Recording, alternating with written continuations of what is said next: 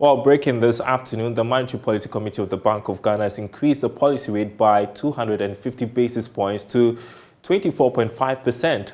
Addressing the media, Governor of the Central Bank, Dr. Ernest Addison, explained that the committee reached the decision to check the rising rate of inflation as the country negotiates with the International Monetary Fund for a program. Take a listen. Against other major international currencies, the US dollar has appreciated by some 15%. Consequently, global financing conditions have tightened further, with spillovers in the financial markets of emerging markets and developing economies. Driven in large part by these factors, several currencies have weakened against the US dollar, resulting in faster-paced capital flow reversals from emerging and developing economies, including Ghana. On the fiscal situation, while expenditures have been broadly on target, revenue performance has been below expectations, complicating fiscal policy implementation. Financing of the budget so far has predominantly been from the banking sector, with the central bank absorbing a larger share. Persistent uncovered auctions and portfolio reversals by non-resident investors continue to pose risk to the financing of the budget, resulting in monetization of the budget deficit by the central bank. The Monetary Policy Committee recognizes the fact that the current condition is suboptimal and will be interim until agreements are reached on an IMF-supported program.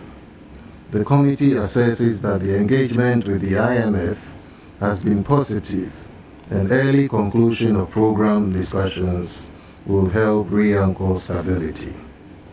The outlook for the Ghana cedi has improved, aided by the recent disbursement of the loan from Afri-Exim Bank of $750 million, the signing of the syndicated cocoa loan of $1.13 million, and the agreement with gold and oil companies to purchase the repatriated foreign exchange earnings, estimated at $83.9 million so far. All of these should help to stabilize the Ghana cedi. Inflation remains elevated, and the balance of risk is on the upside.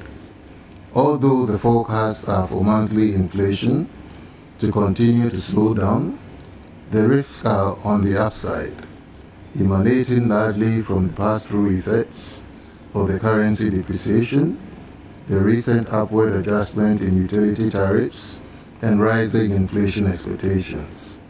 The committee remains committed to re-anchoring inflation expectations and returning to a disinflation path. Under the circumstances, the Monetary Policy Committee decided to increase the monetary policy rate by 250 basis points to 24.5%. Thank you.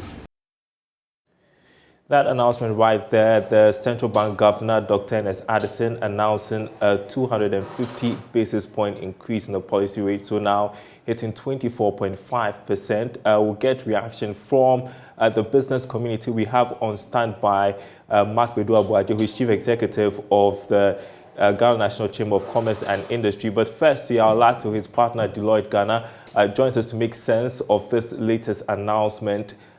250 basis point. How is this an appropriate decision? The central bank governor cites threats to inflation, threats to growth. Was this the only way out? Yes. Good afternoon, Daryl, and thank you for the opportunity. I think in principle, the Bank of Ghana governor gave us the trajectory of events or developments in the market, which culminated the increase. Some of the factors indicated are obvious to us, particularly inflation expectation and the fact that the local currency has depreciated. As we speak, the depreciation in the first half of the year is approximately 40%. So the currency in the first half will from, let's say, up to 9 months to when we are speaking, has depreciated by 40%. So you can imagine the impact on value of people's investments.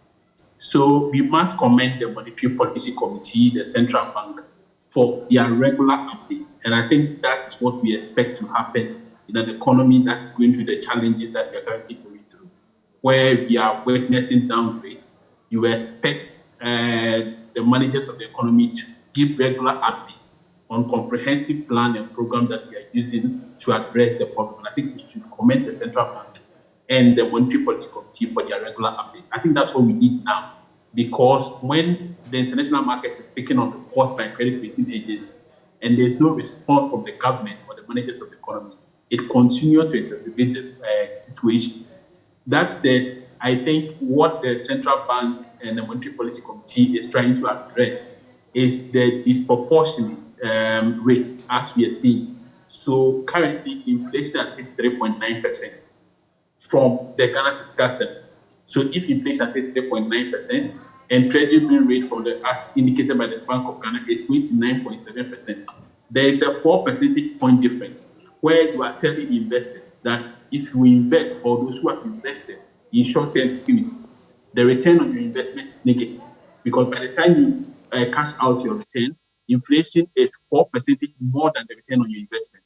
So the last increase that was reported by the central bank, the difference was wider than we are seeing now. So gradually, the central bank is trying to break the gap where return on investment should be higher than the inflation rate. If inflation rate is higher than people's returns on investment, then you wouldn't even advise people to invest at all. So I think it is not a decision that is totally out of place, to the extent that it is protecting people's investments, and particularly for pensions. If it's protecting people's pensions in the long term, it's the right decision that has been taken. Well, but here's a difficulty, because when we talk about stuff like inflation, this is supposed to help check inflation. We have discussed it several times that the issue with inflation is the supply side. And so when you give this as a reason, we are not really seeing inflation, the rate at which it increases, improve over time. And so this is really not solving any problem and just burdening businesses. Yes, and that's the point that I have made previously.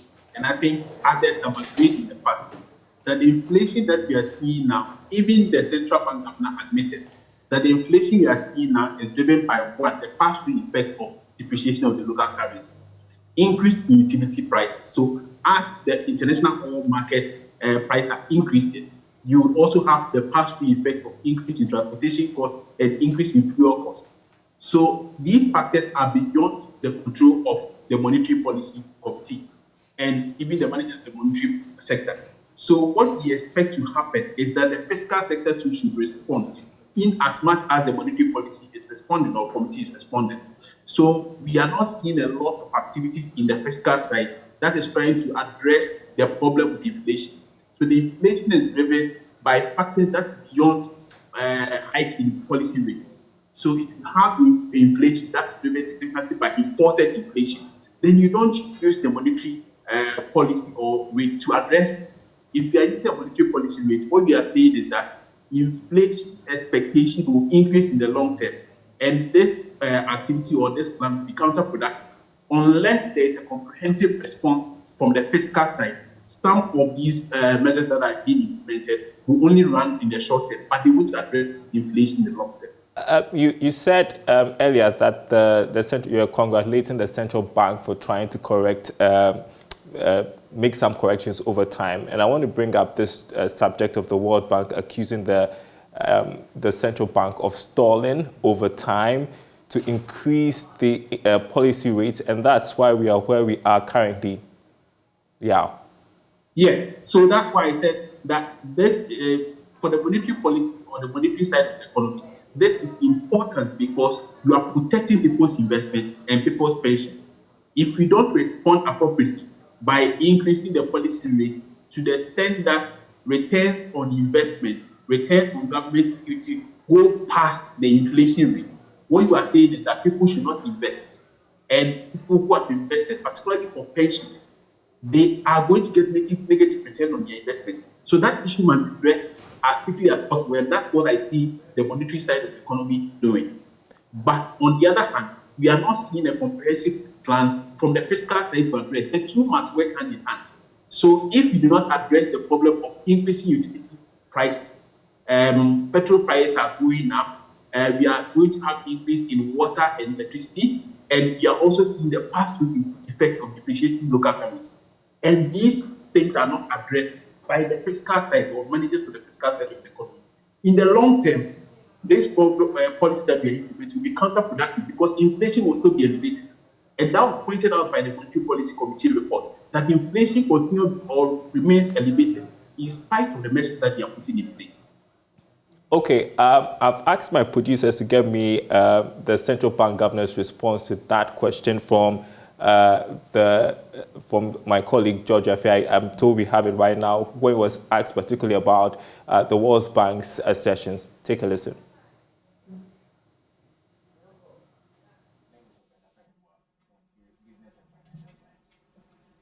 So right now, considering that about half of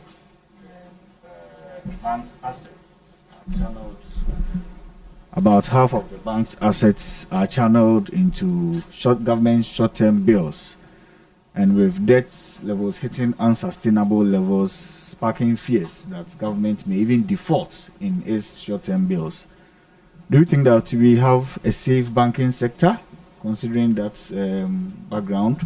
And then secondly, it's part of the question, please. No, just one. It's just composites. One. Composite. Respectfully, just one. Yes, please. So I said it's composites. All right, thank you. Go ahead. So yes, we are looking at debt levels hitting 104% according to World Bank's projection.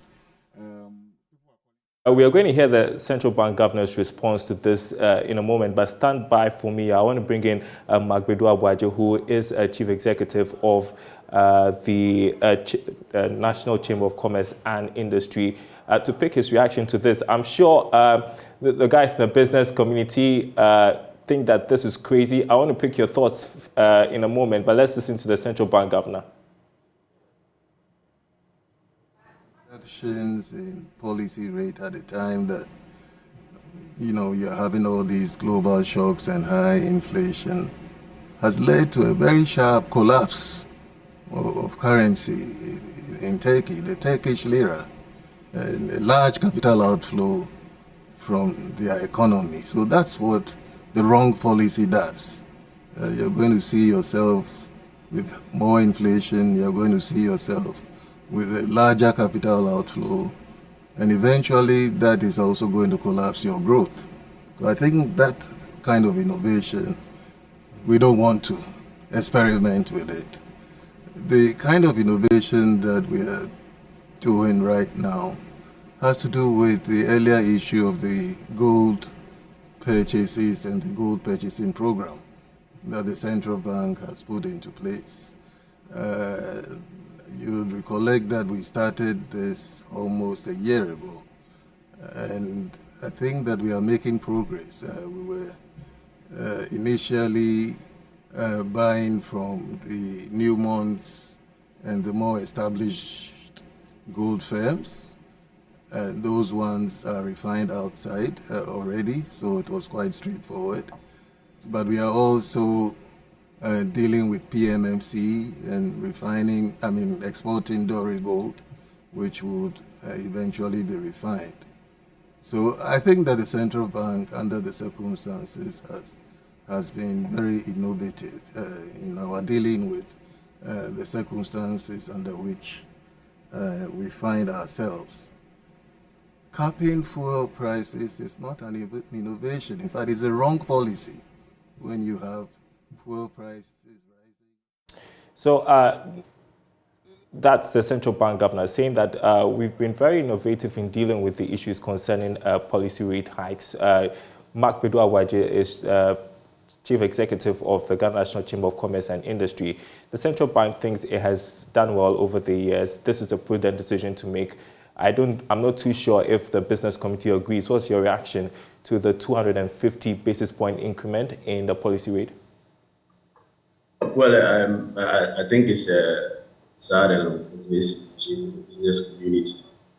Well, from the beginning of the year, we've seen about 10% increase in policy rates from 14.5 to 12.5. That's been announced this afternoon, which means that every 2 months we expect an increment in policy rate. That also translates into an increase in the cost of credit for businesses. And it's real. Consistently from the beginning of the year, we've seen cost of credit being increased from 20% to 25% at this time. The question that we keep asking is that what has been the effect of this increase in policy rate on inflation? But the issue has always been an inflation targeting where they are using policy target inflation and bring it down. But we have also seen inflation also going up, irrespective of the increase in policy rate. The effect is on businesses. Now, those who have facilities with the banks, and the facility is on a variable interest rate, definitely there's going to be an increase in interest rate. And those who will be going for new facilities also will be prepared to pay more. Eventually, we are increasing the cost of production and the cost of doing business. Putting together all the challenges that businesses are facing, the fact that inflation is high, 33.9, the fact that the cedi has depreciated, as my colleague said, by 40% over the period, the fact that fuel prices keeps increasing, all this put together affects the cost of doing businesses. The environment for me and for businesses is very harsh, and it keeps worsening day by day. I don't know the signal that we are sending to business. Businesses are collapsing. They need money to invest and expand. The money virtually comes from the banking sector because the capital market is close to the SMEs that constitute about 90% of businesses in Ghana. They can't go to a capital market. Definitely have to go to the banking sector for facility. And interest rate keeps increasing. Now, within even the sub-region, the Ghana's interest rate is about the highest. And even in the world, we are among the highest. So I don't know what we are doing to businesses. We are in a way saying that businesses should collapse, and a lot of businesses are collapsing. And those who are not collapsing are also producing or operating suboptimally, below the capacity that they can produce. So we are actually not expecting an increase in policy rates. At least we were expecting that it should be maintained, and other policies, complementary policies that have been looked at to work on inflation, like the fiscal policy. The inflation that we have now, there is an element of monetary policy which we agree, but there's a huge element of other areas of fiscal policy, a huge element of imported inflation that we have to look at.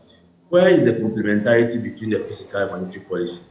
Always there's an increase in monetary policy. What is the fiscal sector doing? Now, the only way out we can control inflation, as we have said severally, is for us to increase production. Production will be increased by the private sector. They need the loan, they need the facility. But if they cannot afford, then they will sit back and the inflation will go on. The pass-through effect of this is that inflation will go up again. Because if I'm to borrow at 35% and I produce, you don't expect that I'll be able to absorb all the increment. Definitely a portion of part of this cost will be channeled to consumers, and that will cause an increase in inflation. So I think we need to have a holistic discussion on the sources of this inflation that we have, and not always be obsessed with monetary policy and increasing policy rates. In the end, we burden the businesses. I don't think we need a discussion. I think we already know it's that we just don't have the will to carry out what we need to do. And from the look of things, it looks like the government has to pull its weight around fiscal measures, as it turns out. Because the reality is that all over the world, interest rates are going up, and it reflects the situation on the ground. I just want to find out, maybe our frustration should be turned towards the government for not doing enough, Mark. Well, I think both governments and the governor as well. As I said, the government has a role to play through the fiscal policy. What we have seen is that complementarity role is not being played. What is it that the government is doing to increase production, to empower the private sector? We have not seen that. And so the approach we have adopted of always going to the monetary side is definitely not working. I know in other jurisdictions where they have realized that, for instance, wheat, they import a lot of wheat, and the inflation on wheat keeps going up. So they have decided to cut down on the import duties on wheat. What are we doing on that aspect so that we'll be able to reduce the imported inflation on most of the products that we import? And that is physical in nature. So we will continue to engage. I think they have to listen to us. They have to listen to the business community. And if they keep on increasing the policy rate the way it's going, I'm afraid by the end of the year, we are likely to hit 30%. And it means that nobody can even move from the from the commercial banks. Well, Mark, my last question to you, all the things you mentioned look like long-term measures. And as you are indicating, this increase in the policy rate is just a short-term measure to deal with the current situation. Any ideas from your end, from the business community, how we can deal with the issues with inflation in the short term? Well, we started this discussion long ago, from the beginning of the year. The medium term was for the fiscal policy to support the monetary policy. Now, I'll give you a typical example, the reason why imported inflation is also very significant. Go to the ports now and look at the cost of duties that people are paying. Now, there should be a drastic measure that in this difficult period that people are struggling, almost the goods that we are importing, there's also an aspect of depreciation of the cedi when it comes to the import duties. What is it that they are doing at the port? Reduce the import duties so that the goods that are coming in will also be sold at a reduced price. We are importing almost all the raw materials from outside. What is it that they are doing? Let's also go back to the agricultural sector and look at how we can improve on that sector to increase the food production. Who will do that? It's the private sector. What is the government doing to support the private sector? So if you keep on pushing the effects or pushing the solution to the monetary sector, in the long run, we are saying we need a short-term measure, but the short-term measure should have started somewhere, and we did not start. That is the effect that we are feeling. So I think that the government should look at it, specific areas that at least they can cut the duties at the port. What are the things that we are importing? What can the government do to support the private sector? These are things that we are not seeing immediately, that I think that we should look at it. Thank you so much, Mark Bedu-Awadje, who is Chief Executive of the Ghana National Chamber of Commerce and Industry. I'll give you the last words. I want us to tackle, the pain of the business community, and if this is the reality we are in at the moment, if anything else can be done during this short term. And the timing of this, during the time we are having negotiations with the IMF, how does this all play or feed into these discussions for an economic program? Yeah, so as I said before, we, in addition to the Monetary Policy Committee outlines and policies and programs, we should also have a comprehensive plan from the fiscal side of the economy. We have not heard as much as we've heard from the Monetary Policy Committee. And there should be a comprehensive plan from the fiscal side to address factors such as the depreciation of the local currency and increase in utility prices. Fuel prices are transport costs, and the increased transport costs. Utility price, that's price of fees for tariffs, are also increasing. These are all pass-through costs, and they are going to increase inflation. So if you are only managing it from the monetary policy side, and the fiscal side is low, we will still have elevated inflation going forward. So I think that in the long term, the cost of borrowing is going to increase if you are only increasing monetary policy rates. And in the long run, it will have effect on consumers. The person who is borrowing at 30% is not still borrowing at 30%. And the bank that's lending at 30% is also not still lending to someone at 30%. That is high risk, and that should be addressed in the long term. All right, your latte partner, Deloitte Ghana, Mark Bedu-Awadje, who is also Chief Executive of the Ghana National Chamber of Commerce. I think we all agree that on the fiscal side, much needs to be done if we are to see the rate at which the policy rate is going up go down, not a play on words.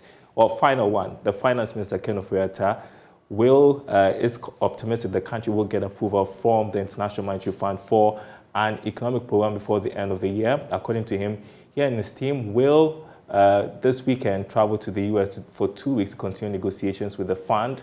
to fast-track the deal. The finance minister spoke to the media after paying a visit to the long room at the Tema port in the Greater Accra region. We'll bring you that footage on Business Live. That's later in the day. Thanks for watching, everyone. The Marketplace. More news on our website, myjoyonline.com/business. Enjoy the rest of our programs.